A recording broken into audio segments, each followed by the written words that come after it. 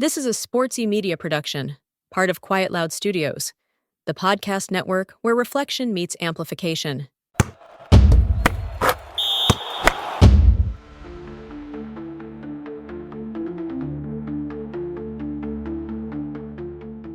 Here at SportsE Media, I work in the sports department, writing blogs and reaching out to athletes and interviewing them on my podcast, Athlete Chronicles. Big thanks to Jesse Marsh for recommending this internship position to me, and also to Eric Kasimov for believing in me and giving me this opportunity to be a part of this company as an intern.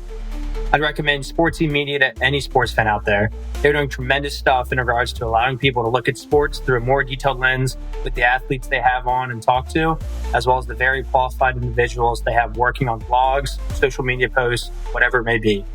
Believe me, if you are interested in getting involved with podcasts and creating content in general, this is the place to be. You can reach out to them at sportse.media.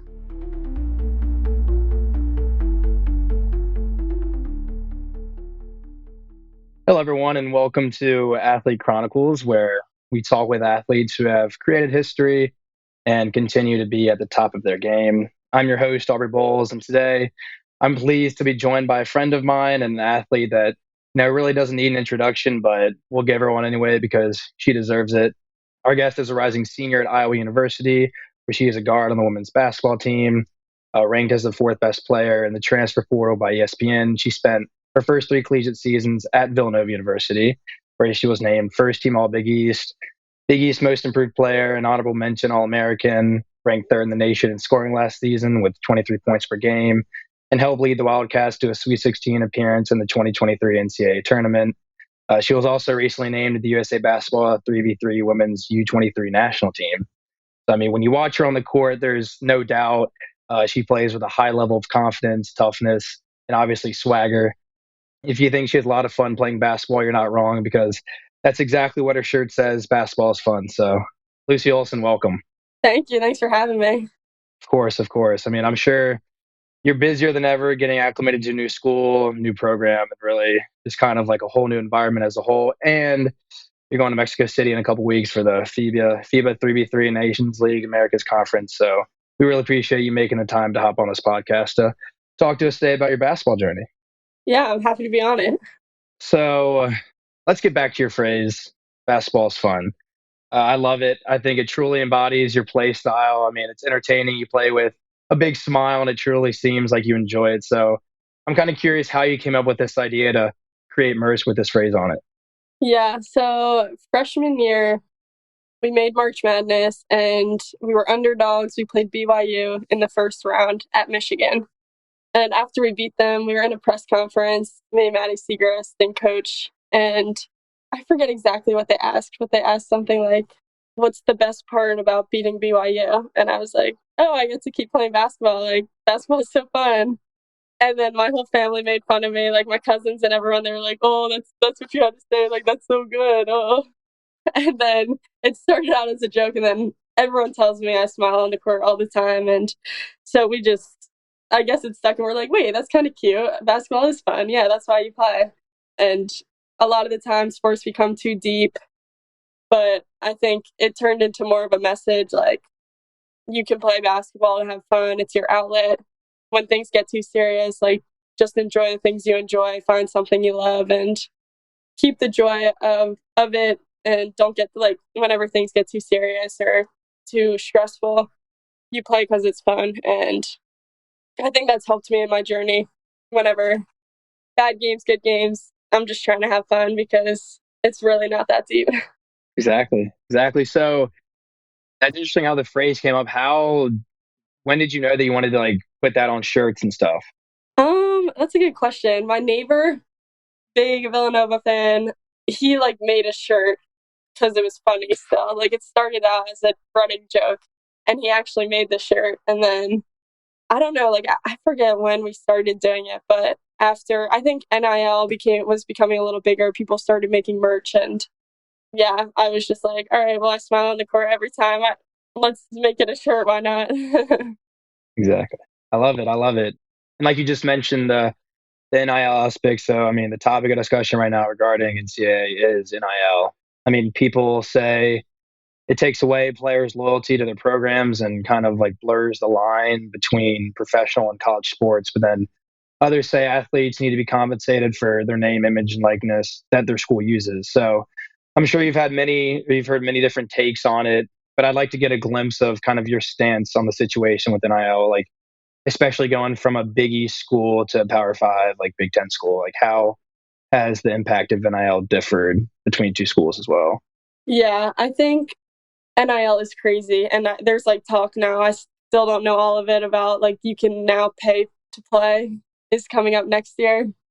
I haven't really looked too much into it because I won't be here, but I think it's interesting that I don't know, it's crazy, but I think it's good, obviously, for athletes that we do work super hard, and if people are using your name, like we should get compensated from it. I think it's crazy because yeah, like Big Ten schools, football's huge, so they have a lot more money. I saw one thing, like I don't know who it was, but someone's like, yeah, I'll just pay as much as I can to one school to win them a national championship. So they're just gonna get every top dog. It's wild, but I think it adds a different side to it. It's fun for me. I'm happy to be in it.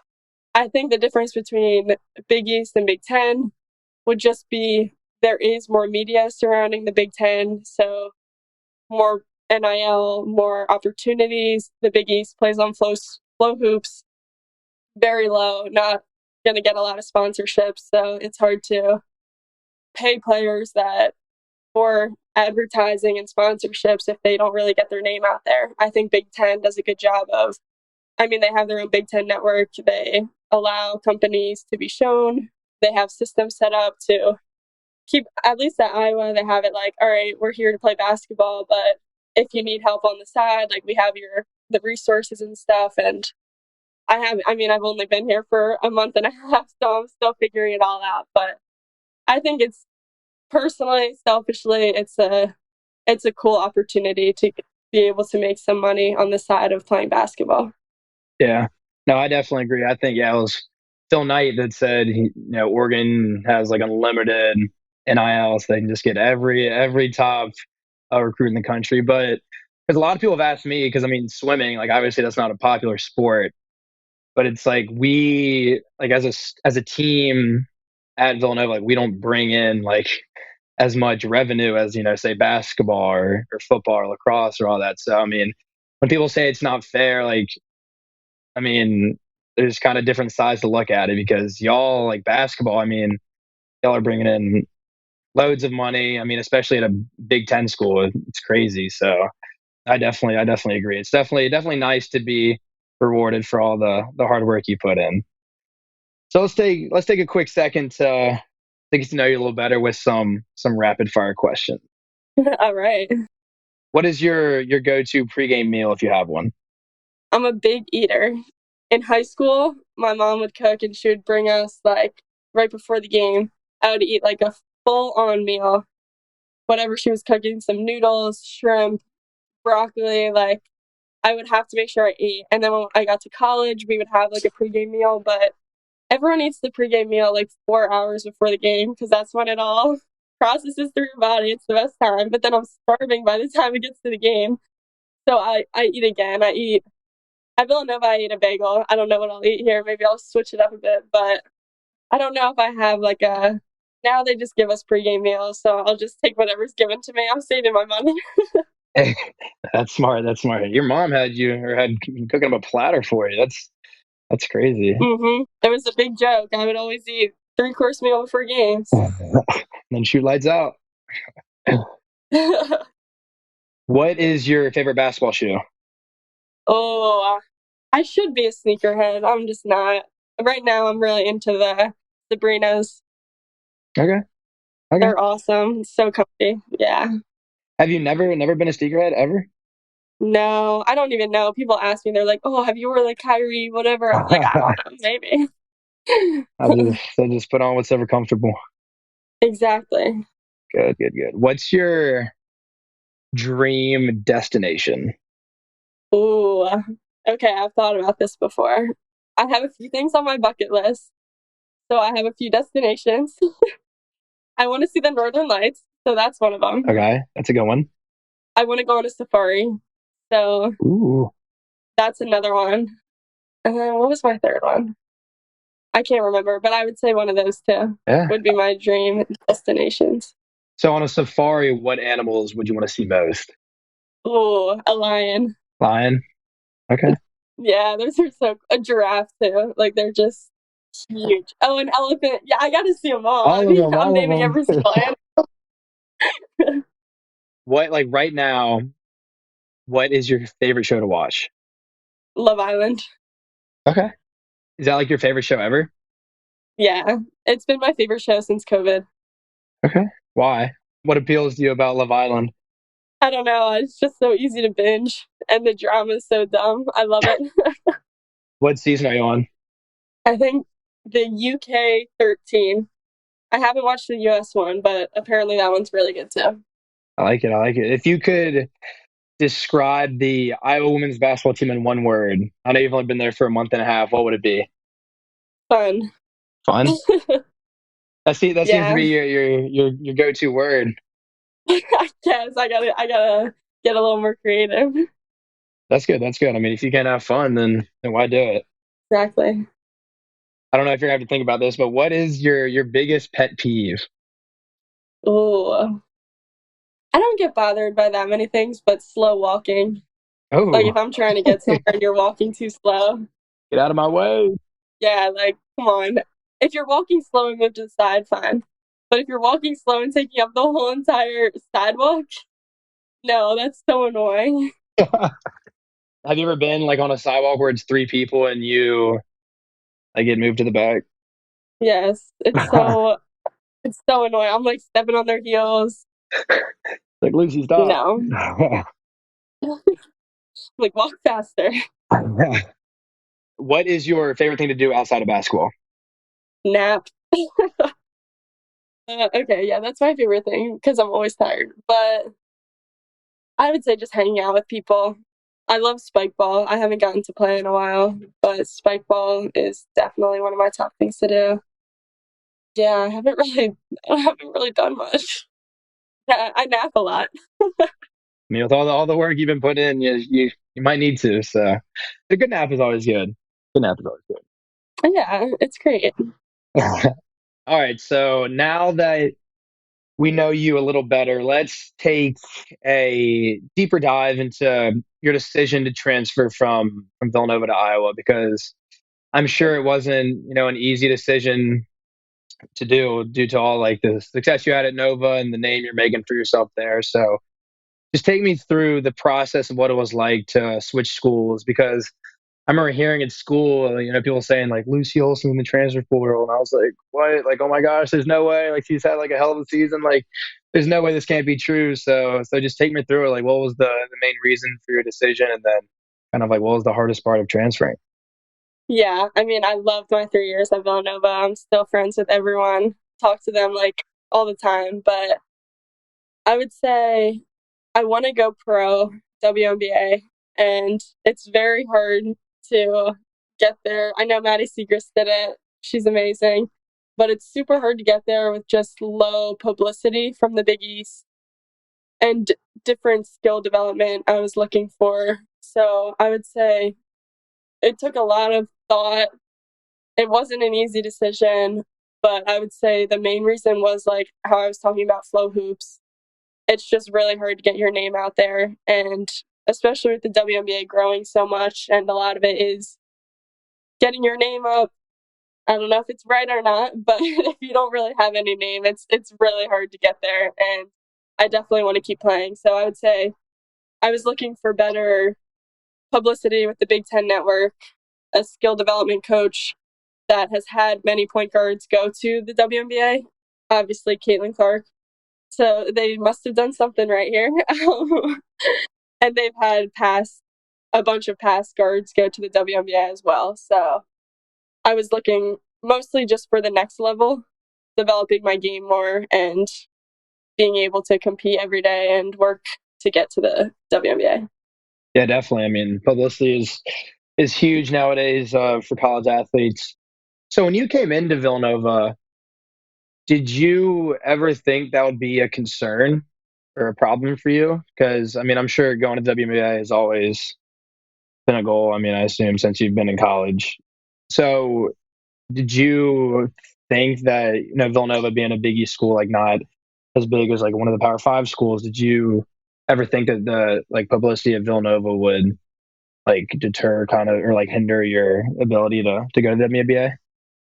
Well, Villanova was probably my highest offer coming out of high school, so I didn't like really have a choice of going anywhere higher that could maybe give me a better chance. But I would say I took it year by year. Like freshman year, thankfully I got to start, but I didn't really do much. And then sophomore year, I kind of figured it out a little bit more. And then junior year, yeah, like I was like, all right, I feel like junior year hit, and I was like, all right, now like I really can do this. So let's make it happen type of thing. But no, even throughout all of junior year, I wasn't like, oh, I'm transferring because I need to do this. It was really towards the end of the season that I was like, okay, well, maybe there is a different opportunity out there. It was so hard though, and hopefully it's the right decision. I mean, I'm going to go with it because I can't go back, but I loved Villanova and it was awesome. So we'll see how it goes. Yeah. Do you still talk to most of your teammates from Villanova on a daily basis, or what's the situation with that? Yeah, I talk to some of them on a daily basis. Others I'll reach out here and there, but yeah, I feel like I'll be friends with them forever. So Yeah. Yeah, of course, of course. So would you say that that was kind of the hardest part of transferring, like breaking the news to them that you weren't going to be there next year? yeah, I didn't want to blindside anyone. So that was definitely hard, but everyone is super nice. We're all really good friends and they understand. So I think that was knowing that I had that bond with them before, it like made it easier because I'm like, all right, well, if they're really my friends, like they'll understand and know it's the best thing to do for me, which it was. And yeah, it was good. Yeah. True friends will always support you no matter what. So, and since you've transferred to Iowa, how has it been getting adjusted to this new basketball program that is, coming off two historic seasons, reaching the national championships twice and having the two superstars getting drafted in WNBA and superstars, Caitlin Clark and Kate Martin. So how has that just been trying to get adjusted to it? Yeah, I mean it's pretty different, but their offense is very read and react, and that was a lot of how Nova's was. So there are some similarities between the two. I would say there's 5 new freshmen, and they lost 4 or 5 people last year. So it's a very new team, and then a new coach as well. So I feel like that made it easier to come in and get adjusted to because I'm not the only new one.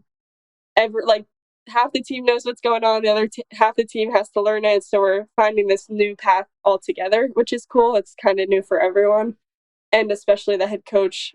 Things weren't going to be the same no matter what. So I think that really helps. Yeah. How has your game improved? Because man, I assume the competition is going to be that much better. So what part of your game are you trying to focus on more? Yeah, I think just getting better at everything I was decent at before, and my pace has always been something I'm really trying to work on. I get too excited in games and I go too fast and I don't change my pace. So I need to slow down. And that's mainly what I've been working on is just slowing down. I have moves, but I need to actually use them and not get too excited. But I think it'll come out soon. I'm still working on them. I'm waiting for them to come out. But yeah, I think just adding to my bag a little bit and hoping that I can use them in games. I mean, it's exciting, so why not? I mean, obviously it's going to be exciting, so you gotta show some emotion sometime. Obviously, Caitlin Clark, she did her thing at Iowa. How does it feel to come in like after she has left? Like, do you feel any pressure like to keep Iowa basketball going? I don't think it's pressure just because I'm a totally different person. And like I said, like so much about this program is new that I feel like I don't know, it doesn't really feel like pressure, but obviously I don't like to lose. Winning's more fun. So I'm going to do everything I can to keep this program a winning program and keep it high. I mean, the fans are amazing and who doesn't want to win? So I don't think it's pressure, but I definitely just have pressure on myself from hating to lose. Mm-hmm. Exactly. I mean, you're your own person, so why not do what you do best? Be your own player. Exactly. So, what do you think so far has been the biggest difference between Iowa basketball and Villanova basketball? They're very similar. I would say we don't condition as much as at Villanova, Uh-huh. which is wonderful for me. Do you miss that? Conditioning is not that fun. What does conditioning look like? We just scrimmage a lot, so we just push each other. We don't really have any condition. We had the beep test, but I would say the lifting is also different. I feel like it's just longer, the lifting here, which is a big adjustment. My body's extra tired now. Great for those naps.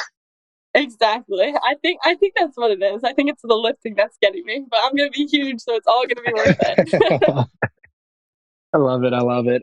Speaking of differences between Iowa and Villanova, I mean, you accomplished so many feats at Villanova, including the 40-piece game against Temple, which I had the pleasure of calling on the floor. I mean, it was just ridiculous. Everything you could have shot it backwards, reverse, whatever. It was hitting the bottom of the net. It was crazy. You had a double-double against DePaul, 31 and 10.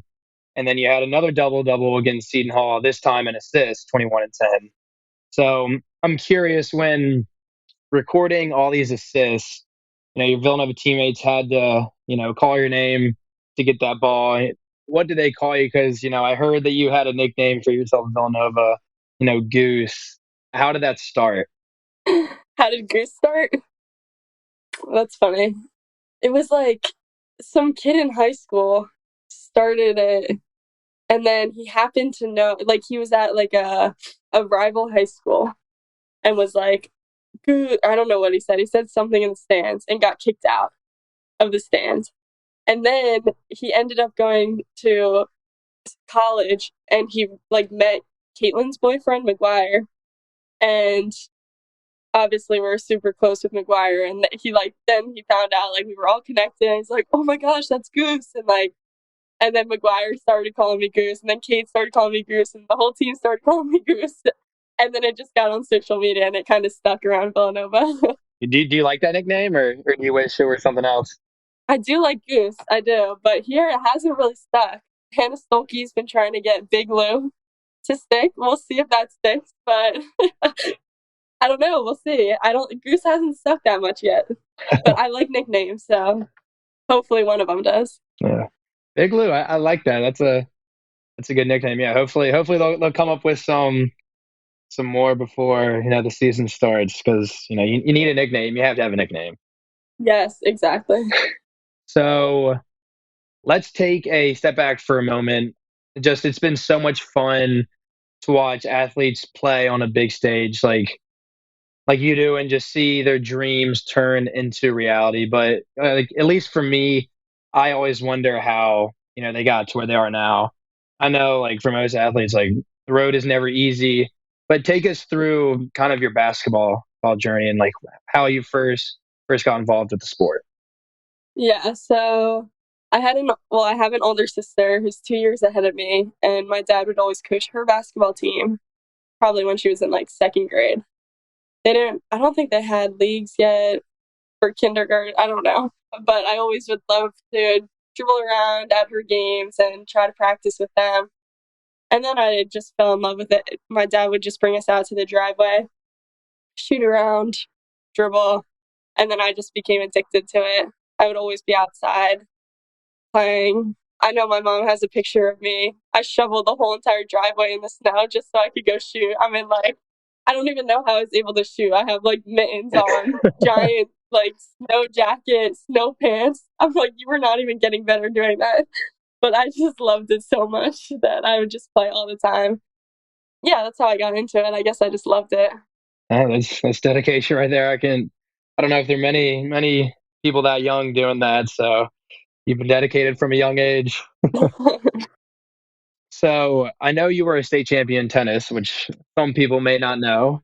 And then, like you say, you like to play a lot of spike ball. I know that you and Megan Olbrys, you beat my roommate and myself in a game, which still hurts. But I'll get over it eventually. Always.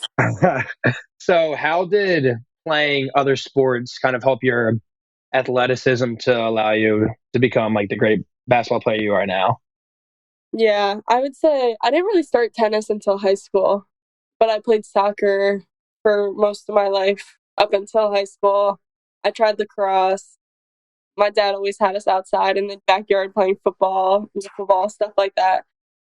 I would say I don't even know if I noticed how it helped me, but I definitely think I played I know I played tennis for this reason, but I played tennis because it was the shortest season in the fall. So then I could get right back into basketball in in the winter for high school. But I think it helped me more mentally, just getting the break away from basketball and like totally I don't even know if I would probably shoot around on my own, but I didn't have any practices. If you played at our high school, if you played a fall sport, you weren't allowed to go to like basketball workouts. Mm-hmm. So I think mentally it was like a totally different sport. It wasn't too long, but it let me disconnect from basketball for a while and then made me more eager and excited to start playing again when the season was finally over and basketball was ready to start. Yeah. Did you ever think that? I mean, you said that you chose it because it was the shortest season. Did you ever think that you'd be like a state champion? Did you know that you were that good? I was not even that good. I just was so competitive and like long that I just wouldn't let the ball bounce twice. Like I wasn't even good though. I was just annoying to play against. I was like a brick wall that they just kept hitting it back because I didn't get that many winning points. I was just annoying. I just didn't let the ball hit twice. That's, But no, I did not think I would ever be a tennis state champion. yeah, that must be so frustrating playing against you. Oh my gosh.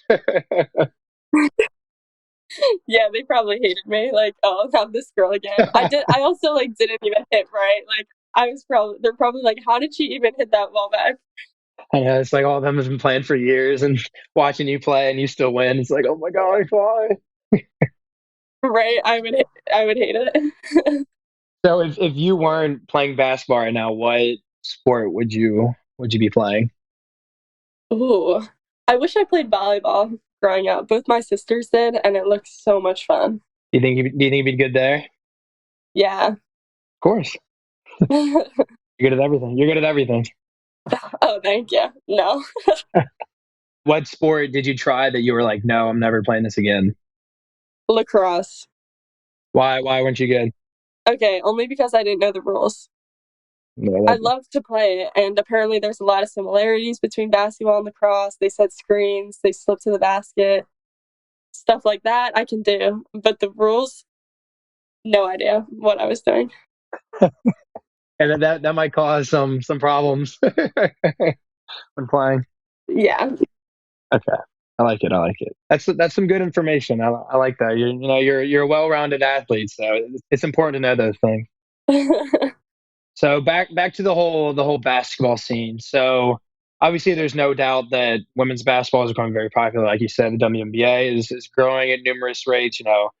People are watching women's college basketball at an all-time high, and Caitlin Clark and others have led the way in motivating specifically like girls to pursue a basketball career or an athletic career. But you have made a name for yourself as well regarding inspiring other athletes. I remember at the end of many Villanova games, there would be lines of just, girls, guys, anything playing, waiting for you to sign their autograph. I mean, it would be crazy lines. And everybody walking around the gym when you were there had number 3 Olsen on the back. It was just ridiculous. And then when we went to the Radnor Middle School for the mentoring, I mean, all the questions were just, oh, anybody else have other questions? Oh, this one's for Lucy. Oh, Lucy, I'm coming to your game tonight. Oh my gosh, Lucy, I'm so excited that you're here. Like it was just like it was insane just to watch. And like right then and there, I was like, oh my gosh, like she is like literally a superstar. Like it's crazy. So when it's all said and done and you come off the court for the final time, whenever that may be, what do you want people to remember about you most? Yeah, I would say like back to the basketball is fun. I want people to see the joy that you can get from playing a sport. And some parents and AAU coaches are way too intense, and people lose the love of it because their coach is crazy or their parents are too hard on them. I just think like just finding the joy and why you do stuff, even if it's not basketball. I want people to see like how much fun you can have doing something you love. And like people always, I don't know who said it, but it's not working if you, do you know what I'm trying to say? Like the phrase, it's like, you're not working if you love it, or practicing isn't hard if you enjoy it. I don't know. Do you know what I'm trying to say? The phrase? I mean, I'm sure I do, but like, I don't do it either. All right. It's something like that. Like, you've never worked hard in your life or worked a Oh, day in your yeah, life if yeah. you love what you do. If you love what you do, you've never worked a day in your life. Yeah, that's what I was trying to say. And I totally agree with that. I want to be like that person. Like it's not you're not working if you love it. And I want people to, especially young girls, I'm totally on that wave of getting young girls to keep playing sports and finding the joy in it like guys do, and try just giving everything a try, because why not? You can do everything a guy can do. Exactly. I love that. That's great. That's great motivation, great inspiration. You talked a little bit about pressure, about the AAU, the crazy AAU parents, and I'm sure we've all seen videos of parents and coaches, screaming at kids or doing whatever. So when you were growing up and now, did your parents ever put like a ton of pressure on you, or were they just like, hey, if you love it, do it? I mean, we're gonna obviously, motivate you when you don't want to go to a practice or something like that, but we're never gonna like force you to do anything? Or were they just like strict? Like how did they go about that? Oh, that's a good question. I would say I just loved it so much they never really needed to get on me too much about it. And I don't even know. I guess they molded the way, as in they found the right AAU team I should go for, and like when to switch AAU so that I could find my way in college. But the only time I can really think of like when my parents made me really angry, my dad would be out in the driveway with me shooting, and he would be telling me the right thing to do, but I would get mad that he knew what to do, and like I couldn't do it. So I would just keep trying, and then I would start crying because I was so frustrated with myself and so angry. And it wasn't anything against him, but he was just out there, so I would get mad at him. And then I would go inside for a little bit, wash my hands, because your hands get so dirty from the basketball being outside. I would calm down, and then I would go back outside and try it again. And he'd be like, "You want me to rebound?" I'm like, "No." It wasn't anything against him, but I think that did push me, because he would give me new challenges all the time, and that definitely helped me get better. But that's the only time I can think of that I would get mad at them for basketball. Everything. My mom is just the biggest hype man. She's just so happy. She's so positive. So that always helped. And then my dad would coach, which you always get mad at coaches, but it was only to make me better. And I think I understood that and I wanted to get better. So we worked very well together. So I guess I got lucky in the sense that I never had a coach or a parent that really made it hard to love the game. No, that's important. Someone said that some parent of a really good athlete said that if I have to push them, like the sport's not for them. Like the motivation comes from within. So if you have to have other people, telling you all this stuff, then it truly isn't for you. I remember. So when you are, dropping a 40 piece, at Villanova, and your parents are in the stands. Now, what's it like? Do you ever look at them in the stands when you're, running back, or like what's your mindset in the game when you see them, come into the arena? If I see them, it's going to be during warm ups, and I'll just wave. Sometimes I'll be like, "Oh, that's so cute, like they're here." But during the during the game, I don't see anything. Like I forget there's a crowd. I forget they're even there. And then after the game, I obviously want to go and like talk to them, see what they thought about the game. Yeah, but during the game, I don't see anything but the court. Yeah, all during the game, it's go time. You gotta be focused. I like that. That's important. So, well, I mean, the final buzzer has sounded, so that's all the time we have left. Thank you so much, Lucy, for coming on and really, giving us an inside look as to what your basketball journey looks like. It's been so much fun watching you play in person at Villanova, but now it's obviously time to turn on the TV and watch you ball out with your new teammates at Iowa. It's truly been a pleasure talking with you, and best of luck to you this season as you suit up in the black and gold. Thanks for having me. It was so fun. That's wraps on our debut episode. Thank you so much, Lucy, for joining us. It was a pleasure having you. Shout out SportsE Media for allowing me to have this wonderful opportunity to share these stories of these amazing athletes. You can find Athlete Chronicles anywhere you get your podcast, so stay tuned for upcoming episodes.